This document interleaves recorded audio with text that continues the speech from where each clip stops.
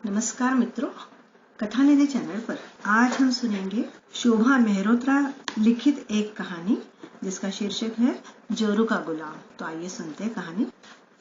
ये शब्द यदि विनोद की पत्नी सुजाता ने कहे होते तो मुझे इतना दुख न होता, किंतु मेरे कानों ने स्पष्ट सुना था, कहीं कोई भूल चूक न हुई थी। खुद कह गया था, सुजाता बिजली मत जलाना।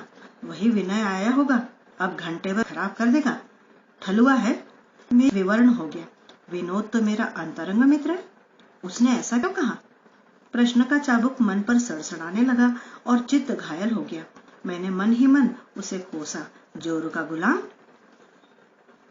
कदम उल्टे घर की ओर लौटने लगे और मन लौटने लगा अतीत की उन गलियों में जो अब स्मृति की धरोहर हैं और अब उन पर दोबारा चल पाना कठिन होगा। मित्र समुदाय में संयोग से सबसे पहले मेरा विवाह हुआ। खेलने, खाने और पढ़ने लिखने के दिनों में ही मेरे कंधों पर गृहस्थी का जुआ रख दिया गया। दादी अपनी आंखों से पोते का विवाह जो देखना चाहती थी। उन दिनों मैं इलाहाबाद में बीए का छात्र था। अम्मा की बीमारी का तार देकर मुझे बुलाया गया। घर आने पर पता चला कि अम्मा की बीमारी तो बहाना थी। चौथे दिन ही मेरा तिलक था। ऐन तिलक वाले दिन मैं प्रमोद, अशोक और देवेंद्र के साथ घर से भाग गया। उत्तर प्रदेश के फूलपुर कस्बे में पैदा हुआ था मैं। अड़ोस पड़ोस के घर एक दूसरे से सटे हुए थे। अड़ोसी पड़ोसी सब एक दूसरे से आते जाते हालचाल पूछते जाते। हम बच्चों की तो पूछो ही नहीं, एक दूसरे के घर ऐसे आते जाते थे जैसा अपना ही घर हो। दोस्त भाई से बढ़कर थे। बड़े होते होते दोस्तों का साथ जीने का एक जरूरी हिस्सा हो गया। रोज दोस्तों के साथ घूमना फिरना, मौज मस्ती और जरूरत पड़ने पर एक आवाज पर साथ देने में भी पीछे नहीं रहते थे। तभी तो विनय ने कहा और तीनों दोस्त उसके साथ हो लिए। हम 2 दिन पास के शहर के एक होटल में छिपे रहे। तीसरे दिन घर पहुंचे तो आशा के विपरीत नारियल पर टीका लगाकर मेरी अनुपस्थिति में तिलक चढ़ाने की रस्म पूरी की जा चुकी थी। कन्या पक्ष को लड़की की परीक्षा का बहाना बनाकर आश्वस्त कर दिया गया था। मेरे ऊपर वज्रपात हो गया। मैंने विवाह से इनकार कर दिया, पर जब अम्मा जान देने को उतारू हो गई तो मैंने हथियार डाल दिए। जनार्दन दत्त का पौत्र, राधेश्याम का पुत्र बाजे गाजे के साथ शादी की वेदी पर शहीद हो गया। जिन मित्रों ने बगावत का पाठ पढ़ाया था वे भी जोश खरोश से बारात में शामिल हुए। खूब नाच गाना हुआ, लेकिन मेरा मुख घड़ी के पेंडुलम की तरह लटका हुआ ही रहा। पढ़ाई के बीच में विवाह का व्यवधान मुझे बिल्कुल भी उचित नहीं लग रहा था। सुहाग रात्रि को दीपा को देखते ही मेरे पूर्व के विचारों में आश्चर्यजनक परिवर्तन हुआ। ऐसी सुंदर युवती मैंने जीवन में पहले न देखी थी।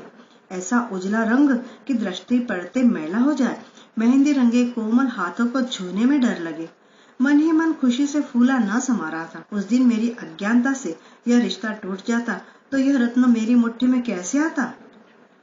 दीपा के प्रेम में मैं आकंठ डूब गया। वह अल्लड़ किशोरी थी। उसी वर्ष इंटर की परीक्षा देकर आई थी। कॉलेज की तो शक्ल भी नहीं देखी थी, लेकिन फिल्मों टेलीविजन में सब देखकर एक ख्याली दुनिया जरूर देखी थी। इलाहाबाद के विश्वविद्यालय की अनेक झूठी सच्ची कहानियां सुनाकर मैंने उसे प्रभावित कर लिया। दीपा की नजर में वह हीरो से कम न था। विनय के लिए दीपा का प्यार अजीब की मदमस्त खुशियां लाया था। उसकी दिए से दीप दिपाती उजली आंखों का विस्मय मुझे मुग्ध कर देता और मुझे अब माता पिता से कोई शिकायत न रही थी। घर में पर्दे की प्रथा थी, पर मैंने स्पष्ट कह दिया, अम्मा यह सब ढकोसला नहीं चलेगा। मेरे दोस्त आएंगे तो तुम अपनी बहू से पर्दा नहीं कराओगी। बीए पास करने के उपरांत मैं प्रयाग नहीं गया। पास के शहर में मैंने LLB में प्रवेश ले लिया। अब दिन रात मैं घर में ही बना रहता। कभी खुद पढ़ने के बहाने तो कभी पत्नी को पढ़ाने का बहाना करके मैं पूरी दोपहर उसे कमरे में कैद रखता। पढ़ाई तो भला क्या होती, हाँ प्रेम लीला में दोपहर कब ढल जाती पता ही ना चलता। मेरे मित्र समुदाय ने दीपा को भाभी भाभी कहकर प्रशंसा करके अपने पक्ष में कर लिया था। दीपा को भी मेरे मित्रों का साथ अच्छा लगता। 18 साल की दीपा को अपनी तारीफ सुनना भला लगता। वैसे भी उसे अपने को सज संवार कर रखना अच्छा लगता था। स्टाइल से कटे उसके कंधे तक कटे बाल उसकी खूबसूरती को और बढ़ा देते थे। उसकी पतली कमर और ऊंचा कद वाकई उसे तारीफ के काबिल बनाता। घर में कोई देवर ननद न होने से वह मेरे दोस्तों को ही देवर जैसा स्नेह और सम्मान देने लगी। सभी मित्र कुमार थे, सो शाम होते ही अक्सर वे मेरे कमरे में ही अड्डा जमाते। दीपा उनकी आव भगत में व्यस्त हो जाती। मेरा कमरा पिछली गली में खुलता था, सो रात बिरात किसी के जाने आने का पता अम्मा पिताजी को नहीं चलता था। उन्हीं दिनों पिताजी ने मुझे पुश्तैनी आड़त की दुकान का दायित्व सौंप दिया। मुझे भी अब अपनी जिम्मेदारी का एहसास होने लगा था। वकालत पास करके कचहरी में ही वकालत करने का इरादा था, परंतु तब तक आड़त में काम करने से हाथ में पैसा रहेगा, यह सोचकर अब सुबह से ही मैं आड़त पर बैठने लगा। शीघ्र ही मुझे बाजार का ज्ञान हो गया और मुनाफा देखकर पिताजी प्रसन्न हो गए। बेटे को व्यापार में दिलचस्पी लेते देख अम्मा ने संतोष व्यक्त किया, परंतु दीपा संतुष्ट न थी। मैं दिन भर आड़त पर रहता। शाम होते ही मित्र मंडली घेर लेती। कभी बैडमिंटन होता, कभी ताश की महफिल जम जाती, तो कभी सब मेला देखने खींच ले जाते। ऐसे में दीपा नाराज हो जाती। वह दिन भर मेरी प्रतीक्षा करती और शाम होने पर साथ घूमने का प्रोग्राम बनाती, पर हर बार उसे अपना प्रोग्राम रद्द करना पड़ता। उस दिन पिताजी से भी इजाजत मिल गई थी। मैंने दीपा को शाम को तैयार होने को कह दिया था। फिल्म देखकर आने का विचार था। नियत समय में घर पहुंचा तो दीपा सज धज कर तैयार बैठी थी। उसका सलोना मुखड़ा मन मोहता सौंदर्य खुशी से दमक रहा था और भीनी भीनी खुशबू से कमरा सराबोर था। मेरा जी चाहा कि आज उसे फिल्म न ले जाकर किसी बगीचे में बैठा दूंगा। हरी साड़ी में वह फूलों के बीच कैसी प्यारी लगेगी। उसकी फोटो खींचूंगा, प्रेम गीत सुनाऊंगा और पूरी शाम का हम आनंद लेंगे। अभी मैं कुछ कहता कि दरवाजे पर थाप पड़ी। विनय, अरे भाई विनय, घर पर हो? बोलता हुआ प्रशांत दूसरे क्षण कमरे में अंदर था। मेरे मनोभाव से अनजान उसने दीपा को सजे धजे देखा तो मुस्कुराया। क्या बात है भाभी, आज कोई प्रोग्राम है क्या? अभी मैं कोई उत्तर दे पाता, इससे पहले ही वह मेरा हाथ पकड़कर बाहर खींच लाया और बोला, पास के गांव में गुलाब बाई की बड़ी अच्छी नौटंकी आई है, सब जा रहे, जल्दी चलो वरना देर हो जाएगी। मैं हतभागा उसके साथ चल पड़ा। यह कहने में मुझे संकोच हुआ कि कमरे में एक ताजा गुलाब महकता हुआ छोड़ आया हूँ, उसका क्या होगा। आधी रात तक दोस्त गुलाब बाई की नौटंकी में डूबे रहे और मैं आंगन में खिले गुलाब के कांटों से बिंदा छटपटाता रहा। आधी रात को अम्मा ने ही दरवाजा खोला। दीपा कमरा अंदर से बंद करके शायद सो गई थी या उसने अपनी नाराजगी दिखाने के लिए जानबूझकर ही कमरा नहीं खोला था। रात भर बरामदे की चारपाई पर मैं थका हारा उदास पड़ा रहा। हृदय पर नगाड़े की थाप पड़ती रही। कानों में दीपा की पायल की रुन झुन अकुलाती रही, पर मुझमें इतना साहस न था कि जबरदस्ती पत्नी से द्वार खुलवाता। फिर कई दिनों तक हमारा अबोला रहा। उसका अपराधी था मैं।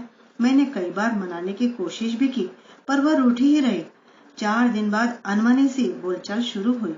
सप्ताह गुजर गया गाड़ी को पटरी पर आते आते। कुछ ही दिनों बाद करवा चौथ आ गया। सुबह ही दीपा ने याद दिलाया कि आज जल्दी घर आ जाइएगा। चांद निकलने पर आपका चेहरा देखने के बाद ही मैं जल पीऊंगी, भूल न जाइएगा। मैंने उसके कपोलों पर प्रेम की मोहर लगाते हुए कहा, कैसी बात करती हो?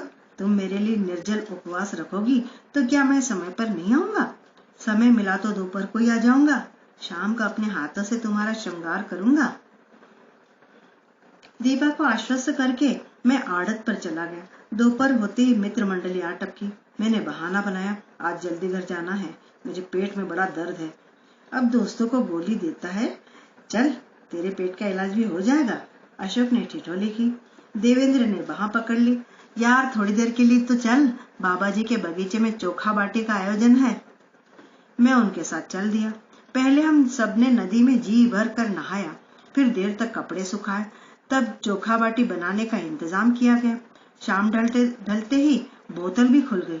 बड़ी देर तक सब पीते रहे। फिर किसने क्या खाया इसका किसे होश था। देवेंद्र तो पीकर उल्टी करने लगा। 3-4 उल्टियों के बाद हम घबरा गए।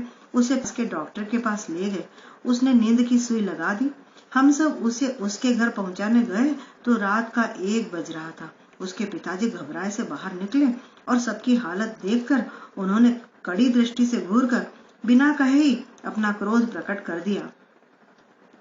मैं शायद रास्ते में ही होश खो बैठा क्योंकि सुबह 4 बजे मैंने अपने को घर के चबूतरे पर पड़ा पाया। इस बार यद्यपि सारा दोष मेरा था, पर मैं भी हठ धर्मिता पर अड़ गया। सारी रात घर न आने पर जब दीपा ने उलाहना दिया तो मैंने अर्ध सत्य का सहारा लिया। क्या करता, देवेंद्र की हालत खराब हो गई थी, लेकर अस्पताल जाना पड़ा। किसी और को भेज देते, मैंने सुबह ही सहेज लिया था। वे लोग तो कुंवारे हैं, यहाँ मैं निर्जल उपवास में थी। हड़बड़ी में मुझे ध्यान न रहा कि तुम्हारा उपवास है। इस बार मैंने सच बोला था। मित्र की बीमारी के बहाने से दीपा नरम पड़ गई और मैंने राहत की सांस ली। पत्नी को बाहों में भरकर मैंने दुलराया, तुम तो जन्म जन्म से अपनी हो, हर साल करवा चौथ आएगा। दोस्त तो सगे भाई जैसे होते, उन्हें कैसे छोड़ सकता हूँ? फिर तुम्हारा कितना आदर करते हैं। सबको छोड़कर तुम्हारे पास आ जाता तो जग हंसाई ना होती, सब जोरू का गुलाम कहते। दीपा थोड़े मनोहार के बाद मान गई। जिंदगी फिर उसी ढर्रे पर चलने लगी। 2 साल में विनोद और देवेंद्र का विवाह हो गया। दीपा ने उनके विवाह में बढ़ चढ़कर भाग लिया। अशोक की नौकरी बरेली में लग गई। प्रतुल और दिलीप अपनी दुकान पर बैठने लगे थे। इस बीच अम्मा नहीं रही। दादी की याददाश्त जाती रही। वकालत की डिग्री तो मिल गई, पर वह धनार्जन में अधिक सहयोगी नहीं सिद्ध हो पाई। आड़त का पुश्तैनी धंधा ठीक चल रहा था। पिताजी घर गृहस्थी का मोह त्याग चुके थे। गृहस्थी का बोझ अब पूरी तरह से मेरे कंधों पर था। विवाह के समय दीपा 17 साल की थी। उसमें किशोरावस्था की चंचलता थी। मैं भी नाड़ी था। दाम्पत्य का मर्म समझ न पाया था। दीपा को खिलौने की तरह प्यार करता था। जब जी चाहा खेला और जब जी चाहा ठोकर मार के दूर कर दिया। दीपा हर समय नाक चढ़ाए रहती। अम्मा पिताजी से वह भय खाती थी। मेरे मित्रों के बीच उसे अच्छा लगता था, लेकिन तभी तक जब तक वे मेरे घर पर होते। वे सब मुझे साथ ले जाते तो वह चिढ़ जाती थी, पर मैं उसकी परवाह न करता। बात जब थोड़ी बिगड़ जाती तो झूठ सच बोलकर उसे बहला लेता। वयस्क होने पर भी मेरे स्वभाव में कोई खास बदलाव नहीं आया। मैं मित्रों के बीच पहले जैसे ही लोकप्रिय बना रहा। कोई भी कभी भी मेरा द्वार खटखटा सकता था। मैं उन सबके लिए सदैव तन मन धन से प्रस्तुत था। उस दिन सावन की झड़ी लगी थी। अंधेरा घिरते ही मैं घर आ गया। पिताजी दादी का इलाज कराने शहर गए थे। घर में पहली बार मैं और दीपा अकेले थे। खुशी से मेरा मन बौराया हुआ था। बड़ी देर तक मैं दीपा को बाहों में भरे आंगन में बारिश का मजा लेता रहा। ठंडी फुहार हमारे तन मन में शोले भड़का रही थी। मन कवि हो रहा था। मैंने भीगे वस्त्रों में दीपा को झूले पर बैठा दिया। उसके स्याह केशों से अब भी मोती टपक रहे थे। मैंने गुलाब की पंखुड़ियों से उसका आंचल भर दिया। उसकी धुली मांग लाल गुलाब की पंखुड़ियों से भर दी। रोमांच से उसके अधर कांप रहे थे। मैंने उसे अपनी बाहों में बांध लिया। अभी प्रेम के हिंडोले का चढ़ाना बाकी था। तभी द्वार पर थाप पड़ी। विनोद ने पुकारा, विनय विनय, क्या अभी से सो गए? दीपा ने झपट कर मुझे बाहों में भींच लिया और कानों के पास अधर धरकर बोली, जवाब मत देना, अपने आप प्रत्युत्तर न पाकर लौट जाएगा। मैंने दीपा को दीर्घ आलिंगन में समेट लिया। तभी दोबारा आवाज आई, विनय दरवाजा खोलो यार। मेरी बाहों का कसाव कम होते ही दीपा ने तप्त अधरों को मेरे होठों पर रख दिया, परंतु उस समर्पण के क्षण का निरादर करते हुए मैंने उसे मुक्त कर दिया। उसके कानों में धीमे स्वर में कहा, अधीर मत हो, अभी मिलकर आता हूँ। अभी मत जाओ, अस्फुट स्वर में उसने अनुनय की। बस अभी गया और अभी आया। उतने ही मंद स्वर में मैंने विवशता प्रकट की। चप्पल पहनकर मैं द्वार की ओर बढ़ा ही था कि दीपा ने झपट कर मेरी बाह पकड़ ली। आज नहीं जाने दूंगी, अंधेरी रात है, मैं अकेली हूँ। तुम व्यर्थ ही परेशान हो रही हो। कहीं नहीं जाऊंगा, उससे बहाना करके अभी आता हूँ, मैंने दीपा को समझाना चाहा। दीपा ने मान भरे स्वर में कहा, मुझसे बढ़कर तुम्हारा दोस्त है? खींच कर मैंने कहा, हाँ, मेरे दोस्त मेरे लिए भाई से भी बढ़कर है। और मैं द्वार खोलकर बाहर निकल गया। विनोद से मैं कोई बहाना नहीं बना पाया और मित्र मंडली में शामिल हो गया, जो बड़ी देर से ताश की गड्डी लिए मेरी प्रतीक्षा में थे।